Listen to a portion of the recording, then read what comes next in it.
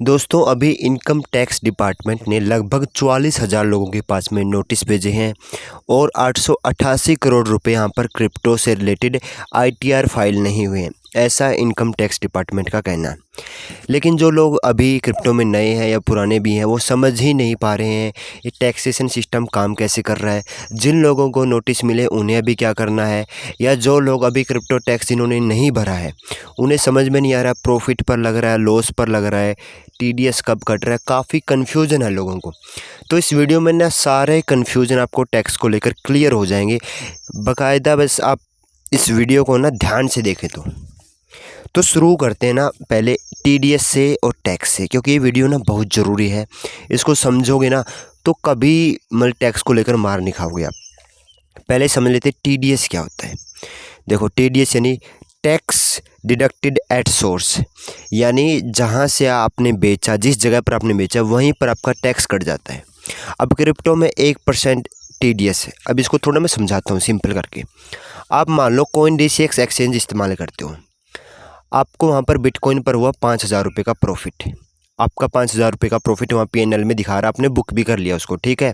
आपका वो आईएनआर में आ गया, वहाँ पर दिखा रहा है एक्सचेंज पे कि आपका 5,000 रुपये यहाँ पर प्रॉफिट हो चुका है।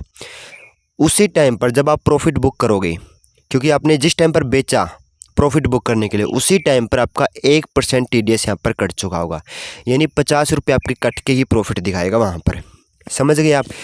अब इससे क्या होता है, ये टीडीएस क्यों कटा है? ये टीडीएस इसलिए कटा है कि ये गवर्नमेंट के पास में इंफॉर्मेशन चली जाएगी आपके ट्रेड की, कि आपने फलाना ढिमकाना कॉइन में ट्रेड की है और उसका हमने कुछ हिस्सा 1% हिस्सा हमने यहाँ पर कट कर लिया है। तो ये एक्सचेंज ही आपका कट कर लेता है जब आप सेल करते हो किसी भी कॉइन को, XYZ फ्यूचर में, स्पॉट में आप कुछ भी कर रहे हो, तो आपका 1% तो तुरंत कट गया। अब बात कर लेते हो 30% का क्या है और किन लोगों को भरना है। कुछ लोग तो बोल रहे कि मेरा तो लॉस हो रखा है, मैं यहाँ 2-3 लाख रुपए के लॉस में बैठा हूँ, तो क्या मुझे भी यहाँ पर टैक्स देना पड़ेगा क्या? देखो पहले मैं समझा लेता हूँ आपको सिंपल तरीके से। मान लेते हैं आपने बिटकॉइन ख़रीदा 10,000 रुपये का, ठीक है, और उस पर आपको हो गया 2,000 रुपये का प्रॉफिट, ठीक है। फिर आपने ख़रीदा इथेरियम भी 10,000 रुपये का, अब वो 10,000 रुपये पे आपको लॉस हो गया 8,000 रुपये का, ठीक है। अब आपको टोटल कुल मिला के नेट लॉस 6,000 रुपये का, क्योंकि आपको बिटकॉइन में हुआ 2,000 रुपये का प्रॉफिट, वहीं इथेरियम में आपको हो गया 8,000 रुपये का नुकसान। तो आपका जो नेट लॉस निकला, नुकसान निकला, वो निकला आपका 6,000 रुपये का। अब आप ये बोलोगे कि मुझे तो ना नेट लॉस हुआ है तो मुझे टैक्स क्यों देना? लेकिन गवर्नमेंट ये बोलती है कि हमें लॉस से कोई लेना देना नहीं है, हमें आपके प्रॉफिट से लेना देना है। आपने जो बिटकॉइन 10,000 रुपये का ख़रीदा उसमें 2,000 रुपये का प्रॉफिट हुआ, हमें उस 2,000 रुपये के प्रॉफिट का 30% दो। समझ रहे आप मेरी बात? इथेरियम में आपका लॉस हुआ, उन्हें कोई लेना देना नहीं। आपका 8,000 रुपये का लॉस हो गया, लेकिन आप जो प्रॉफिट हुआ ना, आप उसको इथेरियम के लॉस से घटा नहीं सकते।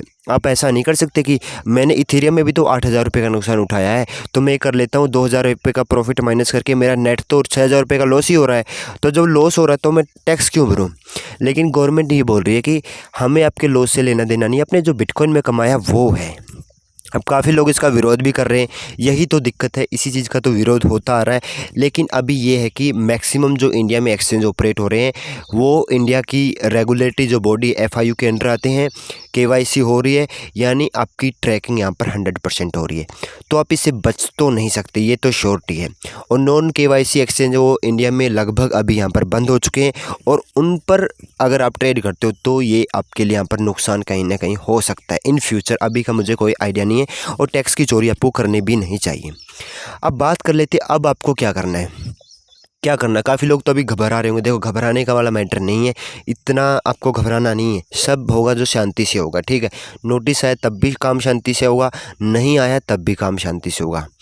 अब जो लोग थोड़े अच्छे खासे यहाँ पर वेल्थ रखते हैं, अपनी अच्छी खासी हैं, वो तो CA के पास जाएंगे, अपनी CA के पास जाकर अपनी एक्सचेंज की हिस्ट्री, ट्रांजैक्शन सब निकालेंगे, और वो वहाँ से जो प्रॉफिट होगा आपका, जहाँ जिस जिस ट्रेड में जिस जिस कॉइन में प्रॉफिट होगा उनको एक जगह लिख लिया जाएगा, उसका 30% आपको यहाँ पर इनकम टैक्स की साइट पर जाकर भरना होगा। जो लोग सीए को अफोर्ड नहीं कर सकते हैं वो अपने नियर बाई आसपास किसी ऐसे व्यक्ति विशेष के पास जाएं, सीएससी सेंटर जाएं जो यहाँ पर टैक्स की फाइलिंग करते हैं, उनके पास जाएं। भैया जी ये फ़लाने एक्सचेंज में, कोइन डीसीएक्स में, बाइनेंस में, वजीर एक्स में, बाईबिट पे, जेपे पे, कोई सा भी एक्सचेंज हो सकता है, कोइन स्विच, उसकी ट्रांजैक्शन हिस्ट्री उसको उठा के दीजिए। अगर डाउनलोड नहीं कर सकते तो कोई यूट्यूब पर वीडियो देख लो कि मेरी ये ट्रांजैक्शन हिस्ट्री है, ये मैंने पूरे साल में इतना इतना किया है। तो क्या करेगा, आपकी ट्रांजैक्शन हिस्ट्री से देखेगा, आपका देखेगा कि किस किस कॉइन पर आपका प्रॉफिट हुआ है और वो प्रॉफिट आपका देख लेगा। फिर उस प्रॉफिट का 30% टैक्स आपको यहाँ पर फाइल करना ही पड़ेगा। बात सिंपल सी है।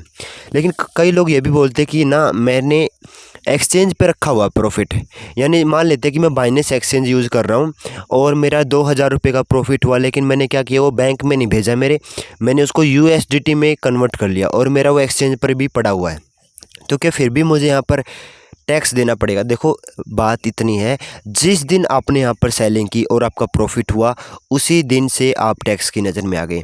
यानी जो आपका टीडीएस कटा था ना, क्योंकि आपका टीडीएस भी उस टाइम पर कट गया और वो आपकी ट्रेड की इन्फॉर्मेशन गवर्नमेंट के पास चलेगी। गवर्नमेंट ना एक एनुअल इन्फॉर्मेशन स्टेटमेंट जारी करता है जिसको AIS बोलते हैं। अब जो AIS होती है ना वो गवर्नमेंट के पास रहती है, उसमें पता होता है क्योंकि सब पैन कार्ड से जुड़ा हुआ है। आपने जब किसी भी एक्सचेंज पर KYC की तो पैन कार्ड का इस्तेमाल किया होगा। तो अब जो पैन कार्ड की इन्फॉर्मेशन से इनकम टैक्स की वेबसाइट पर आप रजिस्टर करोगे ना और फिर आप लॉगिन करोगे, तब आपको दिखाई देगा कि आपने पूरे साल में कितनी ट्रेड की है या फलाना ढमकाना कितना आपको प्रॉफिट हुआ है और आपको यहाँ पर टैक्स चुकाना है या नहीं, क्या आपको करना है।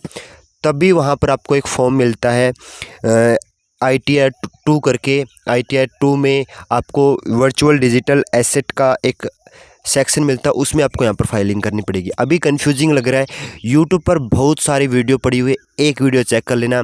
अगर ज़्यादा प्रॉफिट नहीं हुआ है, 1000, 2000, 3000, 5000 तक की बात है, तो यार छोटा मोटा ही यहाँ पर टैक्स भरना पड़ेगा, उसको भर दो, वरना बाद में इंटरेस्ट और पेनल्टी लग सकती। बात इतनी सी, कोई कन्फ्यूज़न नहीं रखना है। लेकिन हाँ, अगर बड़ा प्रॉफिट हुआ है तो टैक्स भी ज़्यादा लगेगा और बाद में पेनल्टी ज़्यादा लग सकती है। उसको अवॉइड करना चाह रहे हो तो सीए से कांटेक्ट कर लो, वो आपका सारी ट्रांजैक्शन हिस्ट्री वगैरह चेक करके सब आपका यहाँ पर सेटल कर देगा।